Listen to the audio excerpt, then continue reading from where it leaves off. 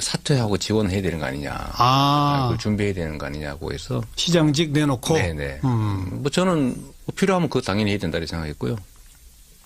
그러고 나서 또 며칠 이렇게 지나면서 계속 벌어져서 저는 가족 회의 다 끝내고 사퇴하기로 결정하고 그 사퇴해서 써놓고 또 뭐 문 후보 측하고 또 뭐 나름 얘기도 좀 해서 예. 필요하면 언제든지 불러라 했는데 다행히 사퇴를 안 해도 되게 됐죠.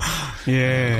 양강구도가 잠깐 한 일주일 정도 며칠 유지되다가 다시 또 벌어졌죠. 격차가 났어요. 그래서 이제 저는 사퇴할 필요가 없어져서 나름 한 1년 동안 또 먹고 살기는 하겠구나 이렇게 생각했고.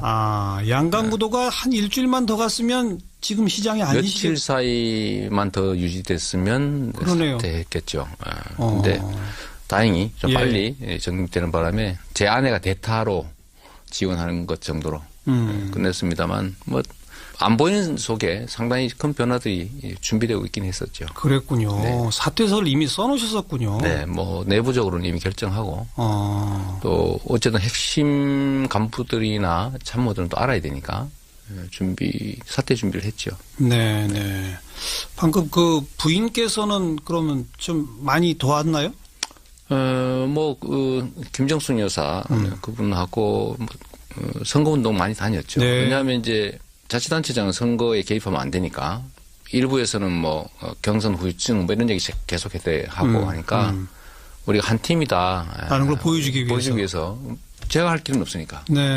그래서 뭐 안 지사 같은 경우는 아들이 지원 다니고 저는 주로 아내가 많이 다녔죠. 네. 처음에 어떻게 잘 지내셨어요? 그러니까 뭐 일상으로 돌아가서 하셨는데 일상으로만 돌아가신 건 아닌 것 같더라고요. 최근에 보니까 무슨 예능 프로그램에도 나오시던데. 그러게요. 거기 부인하고도 같이 나오셔서. 네. 매일 아침 뽀뽀하신다는데 맞아요? 아니 그거야 당연한 거 아닌가요? 그 왜 제 눈을 똑바로 보시면서 당연한 거 아닌가라고 하시나요? 안 하시나 싶어서. 그런 프로에 왜 나가셨어요? 사실 이제 경선 도중에 그런 제안이 있었는데 경선 중에 그런 제안을 했다는 건 뭐 그때도 말씀드렸습니다만 저 사람 떨어질 거다 하고 한 거 아니겠어요? 설마 청와대에 와서 그 하자는 뜻은 아니었을 테니까. 근데 뭐 살짝 좀 기분 나쁘다기보다는 좀 그렇다라고 했는데 이제 끝나고 나니까 계속 얘기를 했는데 나름 의미가 있어 보였어요. 하나는 국민들이 정치인들을 볼 때 우리와 다른 존재다라고 생각하는 경향이 있고 또 정치인들도 특별한 존재라고 생각하는 경우가 많습니다. 네. 근데 민주주의 일반 논리에 의하면 그냥 월급 받는 대리인에 불과하고요. 그렇죠. 낮은 자세로 섬겨야지. 그것도 임시직입니다. 그렇습니다. 4년 뭐 임시 계약직에 불과하죠. 정치인은 특별한 존재가 아니라 대리인에 불과하다라는 점을 끊임없이 증명하려고 노력했는데 그런 측면에 좀 도움이 될 것 같았고요. 하나 이기적 판단을 하나 한다면 뭐예요? 제가 매우 거칠어 보이지 않습니까? 말이 좀 세니까. 적폐청산 역할 자체가 또 공격수였으니까 맨날 저렇게 찌르고 다니는가 보다 이렇게 생각해서 부드러운 면도 있다. 진짜 저도 인간이다. 그냥 뭐 평범한 인간임을 좀 보여주고 싶었죠. 좋은 기회다 생각됐습니다. 참모나 가족들은 되게 반대했어요. 왜요? 위험하다고. 왜요? 이 리얼리티 프로그램은 조금만 뭘 잘못해도 예를 들면 뭐 집안에 보니까 외제 뭐가 있더라 뭐 이런 거. 근데 저는 까딱 실수하면 이제 치명적인 피해를 입을 수가 있다고 해서 대개는 안 하는 게 좋겠다고 했는데 제가 원래 다 이렇게 다 내놓고 사는 사람이라서 뭐 괜찮겠다 이렇게 판단했는데 한 2번 방송했는데 괜찮은 것 같아요. 아직까지는. 그래요. 뭐 벽을 허무는다는 의미에서 정치인들의 예능 프로그램 출연도 뭐 저도 좀 많아질수록 괜찮겠다 이런 생각이 듭니다. 고맙습니다. 어떻게 지내셨는지 얘기 잠깐 나눴고 본격적으로 문재인 대통령 이제 2달 조금 넘었습니다. 잘하고 있습니까? 뭐 아직까지는 기대 이상으로 잘하시는 것 같아요. 기대 이상? 네. 문제는 다음이죠. 아직 출발을 못했으니까요. 이제 진용을 갖추고 정책 정리했고 이제 실행을 하는 단계가 되면 그때부터 이제 국민들은 기대가 아니라 평가를 시작할 텐데 네네. 아직은 기대를 하는 단계라서 뭐 뭘 한 게 없지 않습니까, 솔직히. 뭐 국정교과서 중단한다든지 뭐 위안부 재협의 뭐 이런 거 선언한다든지 뭐 성과연봉제 이런 거 좀 못하게 만들고 이런 것들은 잘 하시는 것 같고요. 특히 이제 원전 제로화 정책을 실행하는 거 이런 것들은 대단한 용기와 결단이 필요한데 뭐 잘하고 있는 것 같습니다. 지금은 뭐 잘못하기도 좀 어려운 시점 아닙니까? 대통령 당선돼서 겨우 2달 지났는데 네. 이제 겨우 뭐 과거 경험으로 치면 인수위 운영하고 있을 정도 그렇죠. 타임이라 아직은 뭐 평가하긴 이르죠. 근데 지금까지 보면 의지나 아니면 뭐 그 진용이나 뭐 충분히 괜찮다고. 인사에 대해서는 어떻게 평가하세요? 인사도 저는 과거에 역량 있는 사람들의 사소한 사적 그 행위들 뭐 이런 것들을 너무 지나치게 평가해서 역량 발휘할 기회를 뺐거나 또는 뭐 정부가 최초로 진용을 갖추는데 너무 지나치게 인사권자의 권한에 대해서 왈가왈부하는 거 좀 과하지 않으면 좋겠다는 생각하고요. 그래도 벌써 2분이 자진 사퇴했습니다. 네, 뭐 아깝죠. 뭐 그게 문재인 정부의 잘못이라고 하긴 좀 어렵지 않나 싶습니다. 지금 강요 많은 수의 강요를 임명하는데 뭐 검증 못한 책임을 얘기한다면 좀 그렇지만 뭐 그런 대로 좋은 사람들 잘 골라가고 있는 것 같습니다. 스스로 5대 원칙, 인사에 대한 5대 원칙으로 자기 발목을 잡았다. 그런 측면이 있다. 네. 그리고 결국은 5대 원칙에 어긋나는 분들을 임명할 수밖에 없는 상황이 처음 닥쳤을 때부터 조금 더 진솔하게 대통령 본인이 임종석 비서실장이 대신 사실 유감 표명 사과를 했는데 대통령 본인이 이거 약속했는데 솔직히 내가 못 지키게 됐다.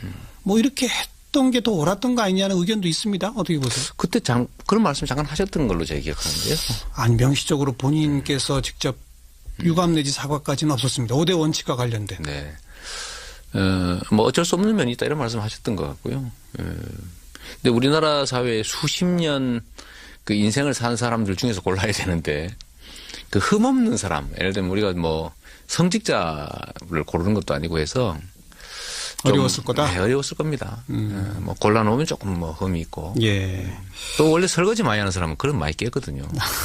원래 설거지 안 하는 사람은 깔끔하죠. 예. 내가 만약 경선에서 이겼으면 대통령 당선됐을 것이고 내가 대통령이 됐다면 2달 사이 나는 요건 했을 텐데 요거가 왜 안 하지? 이런 건 혹시 없습니까? 저는 그런 건 없고요. 가끔씩은 놀랍다 이런 생각할 때가 많습니다. 오히려 놀랍다. 속도나 강도 측면에서 놀랍다 이런 생각을 할 때가 많이 있어요. 어느 대목에서 제일 놀라셨어요? 원전 정책 같은 거. 그거 쉽지 않거든요. 예. 또 일본군 위안부 관련 합의 재협의 문제도 그렇게 쉽게 말할 수 있는 게 아니죠. 그런 점들을 보면 놀랍다 이런 생각이 좀. 그 정도에 놀라셨어요? 아니, 경선 과정에 이 사이다 발언을 막 내놓으셨던 이재명 시장이. 현실은 그렇게 만만한 게 아니니까요. 그런 것 하나요. 하나는 약간 전술적인 건데, 그 인사 국면을 돌파할 때 그 상대 진영들에 대해서 좀 낙관한 측면이 있어 보여요. 원래 그 물소떼들이 악어가 득실되는 강을 건널 때 작전이 있거든요. 한꺼번에 건너가야 됩니다. 그렇죠. 근데 한 마리씩 건너가면 다 피해도 있거든요. 근데 2명씩, 3명씩 이렇게 소수를 계속 이렇게 순차적으로 내다 보니까 공격이 좀 집중된 면이 있고 또 그런 점이 선의로 믿고 했겠지만 좋아요. 조금 아쉽다. 야당들을 조금 얕잡아봤다 이렇게 표현하셨는데. 얕잡아보다는 너무 좀 믿었다. 네. 제가 보는 야당들하고 보통 정치계에서 보는 야당이 좀 다르더라고요. 저는 성남에서 예를 들면 규모는 적지만 어쨌든 힘도 현재 여소야대가 되고 그 문제를 보면서 성남시 의회는 선의로 자유한국당이 많죠. 그렇습니다. 선의로 이 문제를 접근할 경우에는 해결이 안 되더라. 결론은. 예를 들면 정치에 대한 민주적 통제가 확실할 경우에는 괜찮은데 예를 들면 국민들이 그걸 지켜보고 국민적 상식이나 뭐 대의에 어긋나는 일을 하면 국민들이 지탄을 받아서 예를 들면 정치적 손실이 있는다는 그런 게 확실하면 예. 그렇게 하지 않는데 아무리 나쁜 짓을 해도 또 상식에 어긋나는 짓을 해도 별로 손해를 안 보는 그런 정치 풍토에서는 예를 들면 상식 밖의 행위를 자꾸 하게 되거든요. 지금 당장 손해볼 일이 없죠. 그렇습니다. 의석 그대로고. 그렇습니다. 선거 많이 남았고. 3년 남았고. 오히려 자기들이 예를 들면 발목을 잡아서 잃는 것보다는 성과를 못 내게 만들어서 반사적으로 얻을 게 더 많다 이런 판단 아니겠습니까? 예. 그럴 경우라면 전략을 좀 달리 해야죠. 어떻게 해야 합니까? 제가 이제 그 협치 내지는 야당과의 관계에 잘하고 있느냐 이 질문을 던지려고 했는데. 물론 당연히 뭐 협치야 뭐 당연히 해야 되는 것이고요. 뭐 민주주의 사회에서 대화와 토론을 통해서 합의하고 하는 게 제일 좋고 안 되면 서로 양보하고 적절하게 타협하는 것이고 그다음 그래도 안 되는 경우에는 결국 국민들의 힘을 빌어서 돌파해야죠. 네. 명확한 과제들은 돌파할 필요가 좀 있다고 생각합니다. 여전히 저는 이제 야권이 숫자도 좀 많고 지금도 보면 과거 청산에 대해서 범죄 행위 또는 뭐 부패 또 적폐에 대해서 청산하는 작업 자체를 정치적 보복이라고 밀어붙이고 그렇죠. 저항하고 하는데 뭐 도둑이 도둑 잡으면 기분 나쁘겠죠, 그죠? 그러나 그걸 정치적 보복이라고 하는 건 옳지 않죠. 예를 들어 법이란 우리가 지키기로 약속하고 만드는 것인데 당연히 지켜야 되는 것이고 어긴 데에 대해서 책임져야 되는 게 그건 민주주의의 ABC 아니겠습니까? 그런 문제들에 대해서 좀 돌파해 나가는 게 좋겠다 생각합니다. 그런데 국민의힘의 지지의 바탕을 둬서 돌파한다. 방산비리 수사 같은 거 착수한다. 또 국정농단 기소 유지에 도움되도록 추가 자료가 나오면 또 바로바로 한다. 이건 대통령이 권한으로 할 수 있습니다. 그런데 야당이 그 의석을 가지고 법 통과를 막으면 추경 처리를 막으면 그거는 국민힘으로 어떻게 돌파해요? 그래서 저는 이제 이 소위 과거 청산이나 또 새로운 과제들을 우리가 해결해 나갈 때 국회의 동의 없이 할 수 있는 일들을 최대한 많이 발굴할 필요가 있다고 생각하죠. 저는 뭐 경선 과정에서도 그런 말씀 많이 드렸습니다만은 예를 들면 이런 것들 있을 수 있습니다. 노동시간 단축이 우리 사회에 매우 중요한 과제인데 지금 노동시간 단축을 법으로 만들기 너무 어렵거든요. 동의가 될 리가 없지 않습니까? 그럼 기존에 있는 법 체계 내에서 정부의 소위 행정 재량권을 최대한 발휘하는 거죠. 철저하게 초과근로 단속하고 초과근로 수당을 엉터리로 예를 들면 적게 지급하는 게 대체적으로 현장의 반응인데 그 철저하게 관리하고 엄벌하고 이러면 노동시간들은 현행 법제에서도 40시간만 제대로 지켜지고 또 예를 들면 40시간을 초과하는 부분에 대해서 철저하게 50% 가산임금이 진짜로 지급되면 누가 40시간 추가 근로를 시키겠습니까? 신규 고용하겠죠. 그렇죠. 그런 방향으로 좀 방향을 잡는 게 좋겠다 생각이 들고 또 행정입법 재량이 예를 들면 상당히 광범해요. 시행령으로 할 수 있는 일들. 맞습니다. 왜냐하면 박근혜 대통령은 나쁜 쪽으로 그걸 남용했죠. 예를 들면 국민의 권리 또는 뭐 대의에 반하는 걸 막 시행령으로 만들어 시행했지만 국민의 뜻에 부합하는 방향으로 국민의 권리와 이익을 넓히는 방향으로 만드는 건 얼마든지 할 수 있죠. 국정교과서 같은 거 중단하는 것이 바로 그런 거죠. 결단하면 되는 거고요. 근데 바로 이제 그런 조치들이 집권 초반에 몇 개 되니까 야당에서는 무슨 시행령 정치냐 이러면서 또 비판을 했는데 비판 있더라도 그건 국민의 힘을 가지고 돌파한다. 나쁜 일이 아니니까요. 예를 들면 법이라고 하는 것이 법 자체를 위해서 있는 게 아니라 결국은 이제 국민을 위한 정치 행정의 기준을 만든 거니까 국민을 위해서 국가에 도움이 되는 방향이라면 많이 하는 게 맞지요. 수단과 목적을 명확하게 해야 됩니다. 네. 자, 그런 돌파를 해내고 국민 지도가 더 올라가고 그럼 야당도 결국 법 처리 과정에서도 협조할 수밖에 없겠죠. 그렇습니다. 저는 잠시의 저항 때문에 생기는 혼란을 감수해야 된다고 생각하죠. 지금 국민들은 지금은 계획을 보고 기대를 하면서 소위 국민 지지도가 높지만 일정 시간이 지나면 이제 실적을 요구하게 됩니다. 아까 말씀하신 것처럼 평가 단계에 간다. 평가 단계 가죠. 예를 들어 내 삶이 좋아졌느냐. 이 사회가 진짜로 바뀌었느냐. 근데 그때는 실질적으로 저항하는 사람들, 저항하는 세력들을 넘어야 되는데 그 저항이 만만치 않습니다. 않죠. 아까 언급하신 원전 부분도 그렇고요. 네. 또 며칠 전 정리된 최저임금도 그렇고요. 네. 정해지자마자 이제 야당에서 또 네. 일부 언론에서 아주 대대적인 공격을 이미 그렇습니다. 하고 있거든요. 네. 근데 그런 것을 두려워하면 안 되죠. 그래서 저는 전에 한번 이런 공고를 드린 일이 있는데 예를 들면 뭐 70% 80% 높은 지지율을 유지하기 위해서 노력하는 게 아니라 뭐 50% 후반대 정도의 지지율을 안정적으로 장기적으로 유지하는 게 중요하다. 근데 그건 뭘 의미하냐면 반대와 저항을 일부 감수해야 된다. 알겠습니다. 할 일을 꼭 해라. 네. 그게 결국은 성과와 실적이 있어야 국민들이 계속 믿어주죠. 그리고 어떤 야당 대표들하고도 계속 만나자고 하는데 네. 홍준표 대표는 안 간대거든요. 아직은 뭐 급하지 않는가 보죠. 홍준표 대표에 대해서 한마디 하신다면. 뭐 글쎄 뭐 야당의 최고 그냥 뭐 거대 야당 대표신데 여전히 과거에 묻혀 계신 것 같아요. 뭐 제가 홍준표 경남지사 시절 홍준표 전 지사 덕분에 제가 많은 좋은 평가를 받게 되기도 했습니다만 상대적으로. 네. 저와 반대되는 정책들이 워낙 많아서요. 그러긴 한데 지금도 본질적으로 그 국민들을 좀 무시하고 있지 않느냐는 생각이 좀 듭니다. 과거의 행태를 답습하고 있는 느낌이 들어요. 좀 유명해지는 게 정치적 영향력을 키우는 것이다 이런 생각일 수도 있겠고 니들이 어떻게 하겠냐 이런 생각도 좀 있는 것 같은데 국민들은 촛불 혁명 국민을 지나면서 진짜 많이 진화했다고 생각됩니다. 뭐 큰 코 다칠 수가 있겠다 라는 말씀을 드리고 싶어요. 성남시 관련 현안 한 두 가지만 그 고등학교 학생 교복 무상 지원하기로 해서 사업비를 29억 좀 넘게 했는데 지금 여소야대인 성남시 의회가 전액 삭감했거든요.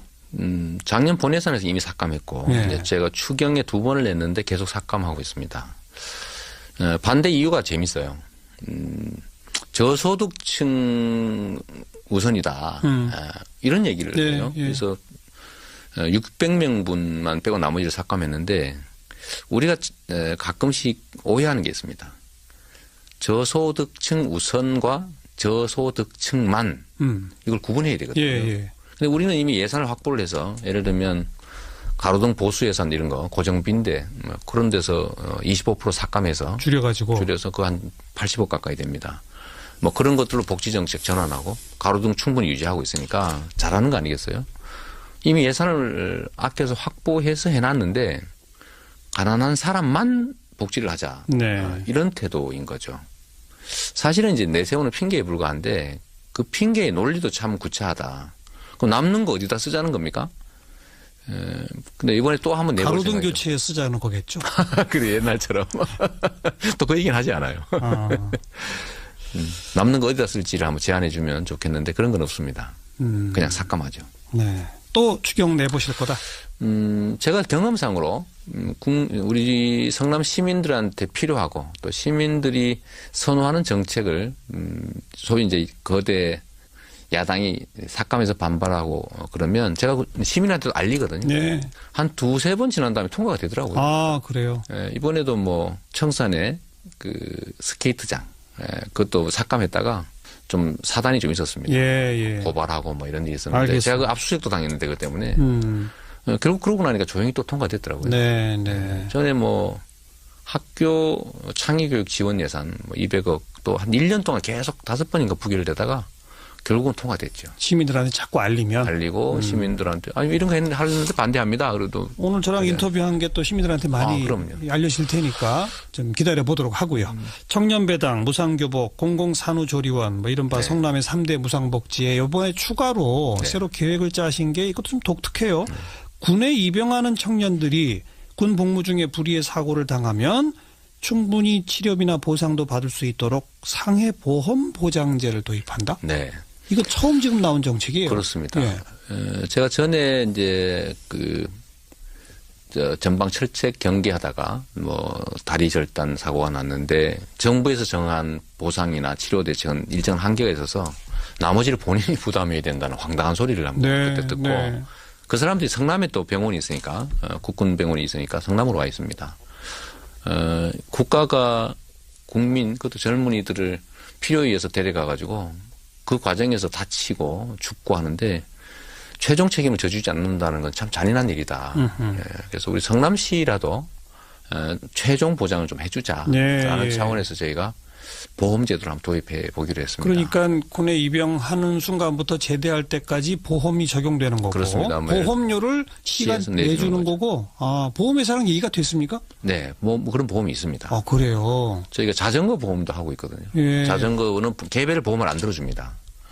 그런데 성남 시민 전부는 다 자전거 보험이 들어있어서 어디가 사고를 내거나 당하면 뭐 보험 처리가 되죠. 이미 하고 있습니다. 시행하고 몇 있어요? 년째 하고 있습니다. 아주 적은 비용으로 많은 사람들이 혜택 볼 수 있죠. 네, 네.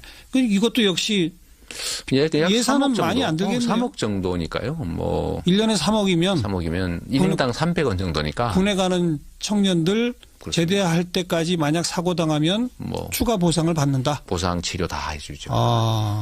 이건 의회가 반대 안 할 것 같은데요? 못하지 않을까 싶어요.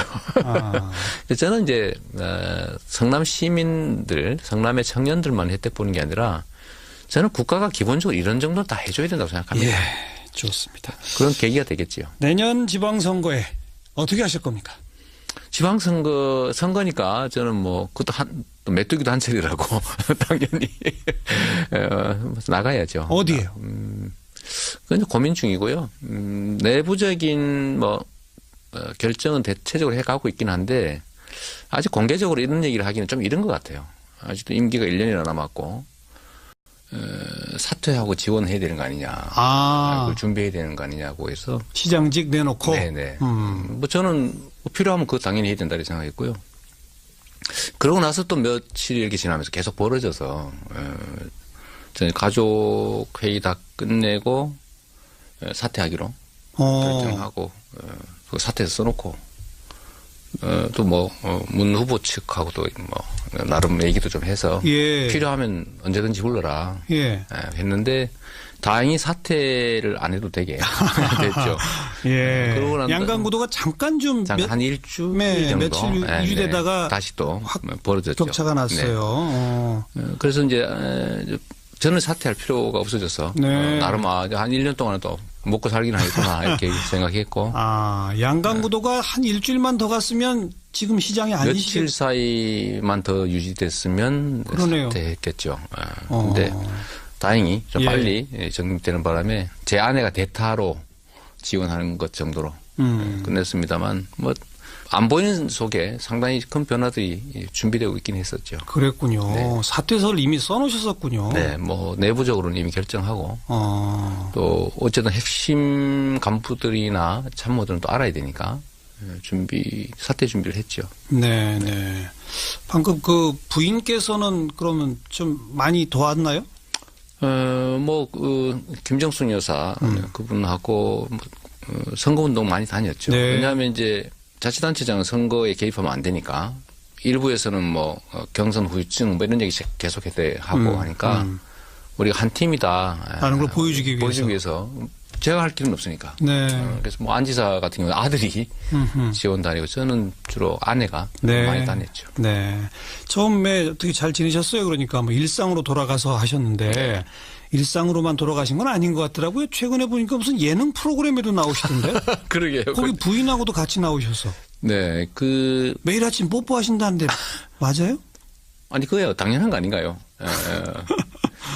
그 왜 제 눈을 똑바로 보시면서 당연한 거 아닌가라고 하시나요? 안 하시나 싶어서.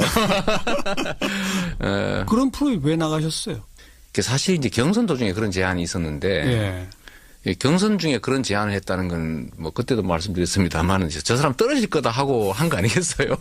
설마 청와대에 와서 그 하자는 뜻은 아니었을 테니까. 근데 살짝 좀 기분 나쁘다기보다는 좀 그렇다라고 했는데 이제 끝나고 나니까 계속 얘기를 했는데 나름 의미가 있어 보였어요.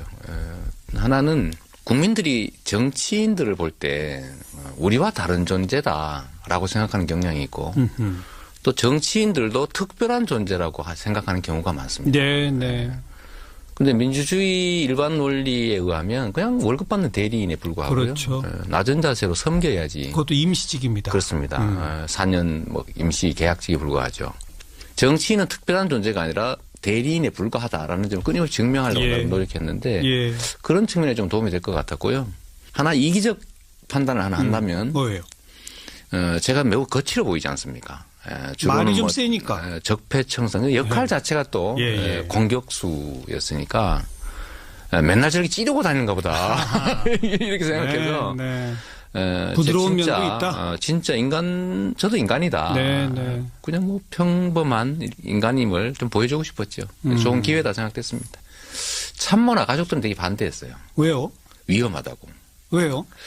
이 리얼리티 프로그램은 조금만 뭘 잘못해도 예를 들면 뭐 집안에 보니까 외제 뭐가 있더라 뭐 이런 거.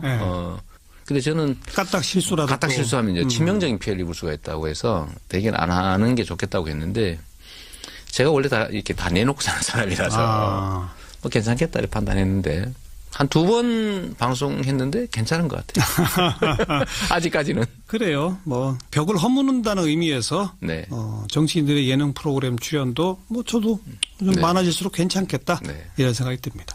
고맙습니다. 어떻게 지내셨는지 얘기 잠깐 나눴고 본격적으로 문재인 대통령 이제 2달 조금 넘었습니다. 잘하고 있습니까? 뭐 아직까지는 기대 이상으로 잘하시는 것 같아요. 기대 이상? 네. 문제는 다음이죠. 아직 출발을 못했으니까요.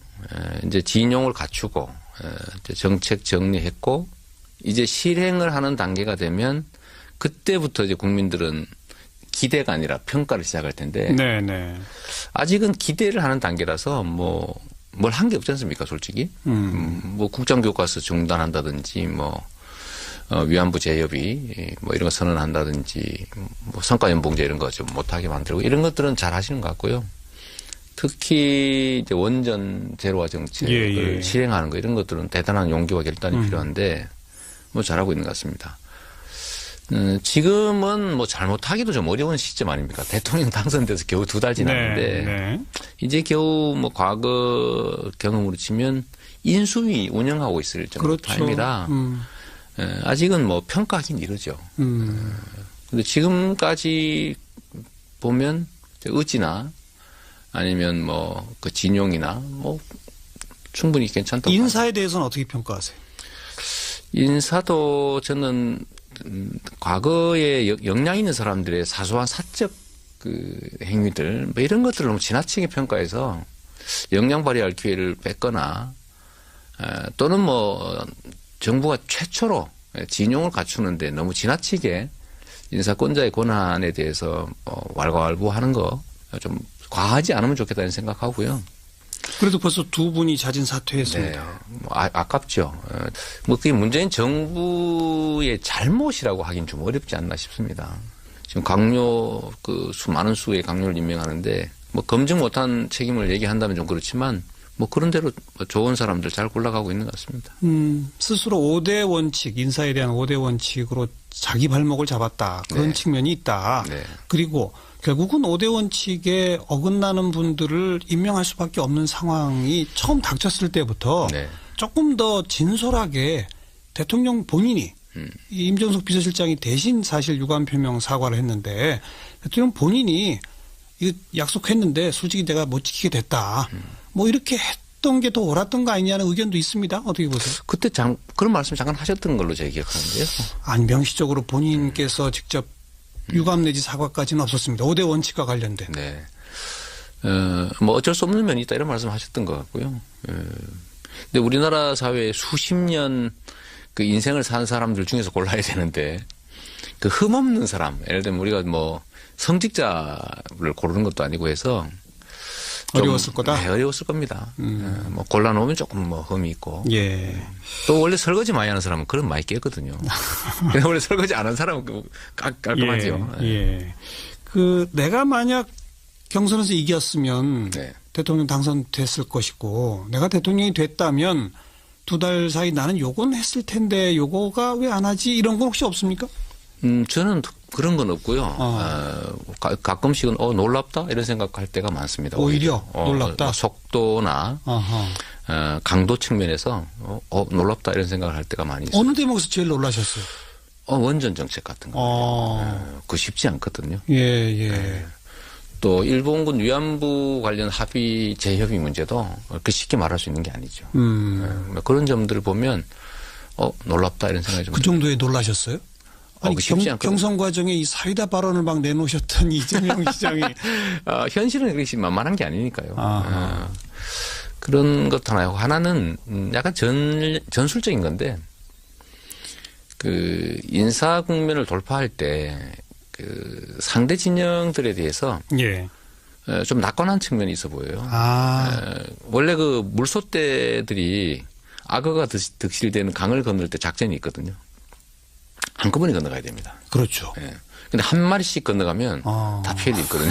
근데 두 명씩, 세 명씩 이렇게 소수를 계속 이렇게 순차적으로 내다 보니까 공격이 좀 집중된 면이 있고 또 그런 점이 선의로 믿고 했겠지만 조금 아쉽다. 야당들을 조금 얕잡아봤다 이렇게 표현하셨는데. 얕잡아보다는 너무 좀 믿었다. 네.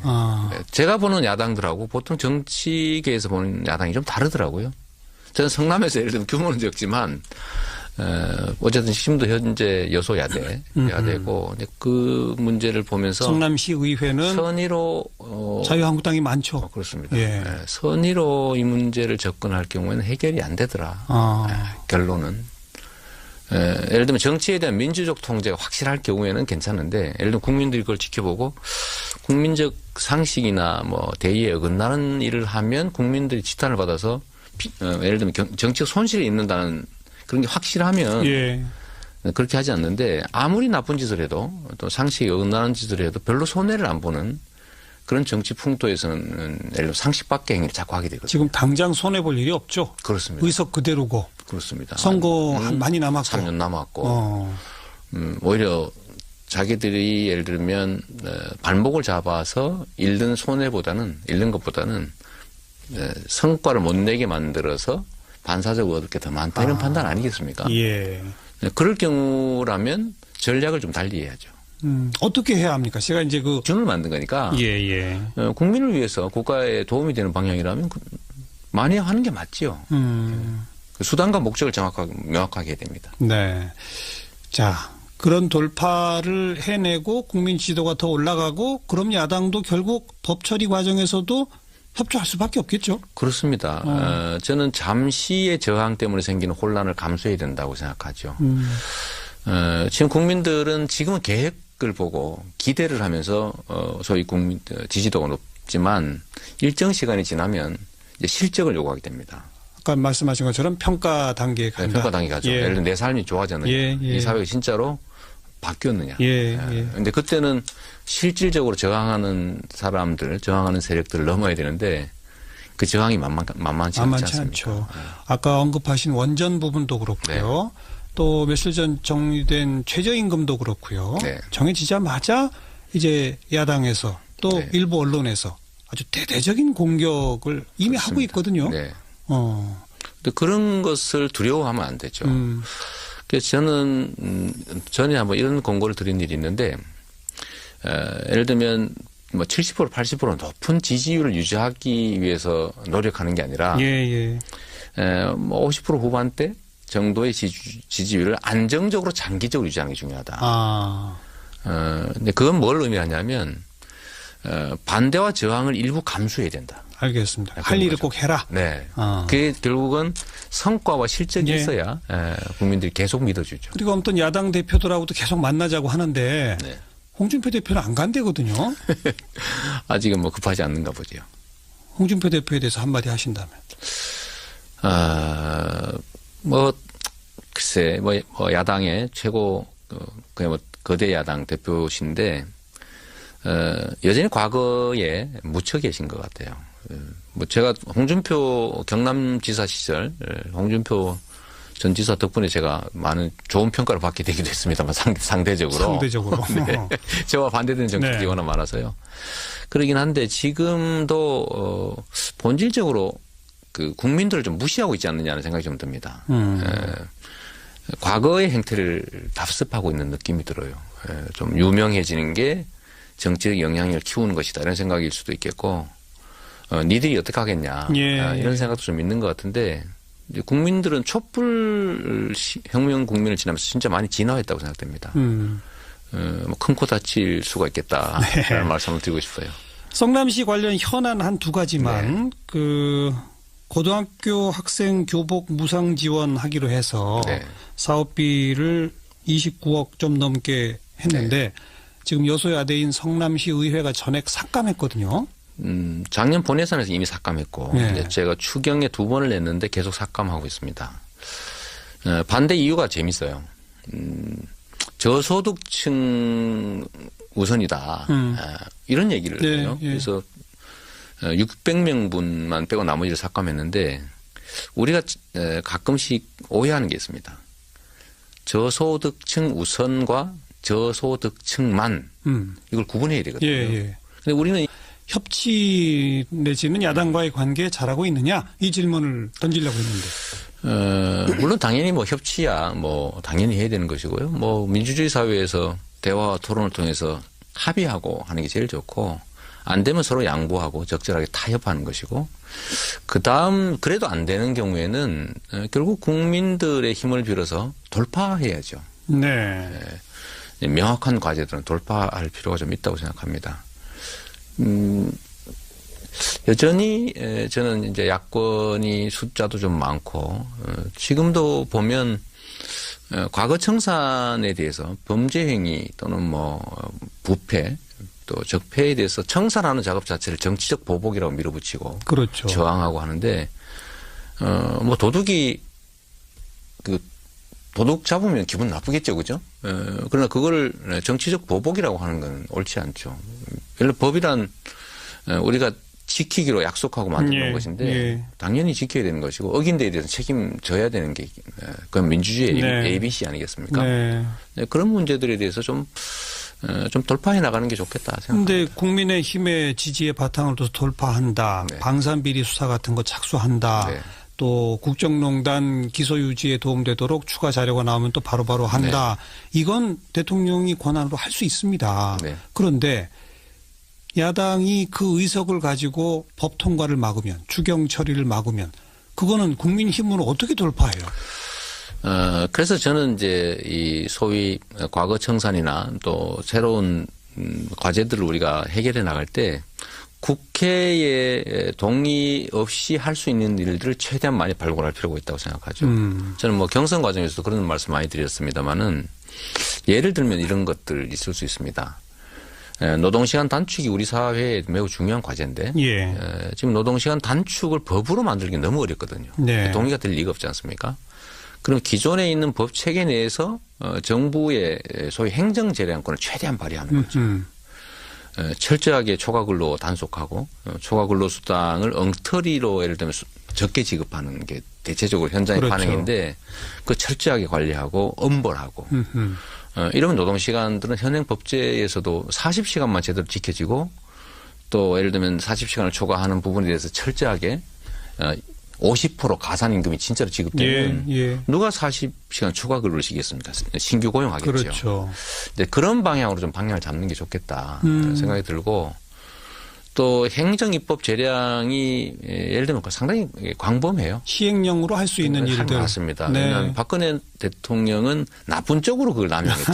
예를 들면 국민의 권리 또는 뭐 대의에 반하는 걸 막 시행령으로 만들어 시행했지만 국민의 뜻에 부합하는 방향으로 국민의 권리와 이익을 넓히는 방향으로 만드는 건 얼마든지 할 수 있죠. 국정교과서 같은 거 중단하는 것이 바로 그런 거죠. 결단하면 되는 거고요. 근데 바로 이제 그런 조치들이 집권 초반에 몇 개 되니까 야당에서는 무슨 시행령 정치냐 이러면서 또 비판을 했는데 비판 있더라도 그건 국민의 힘을 가지고 돌파한다.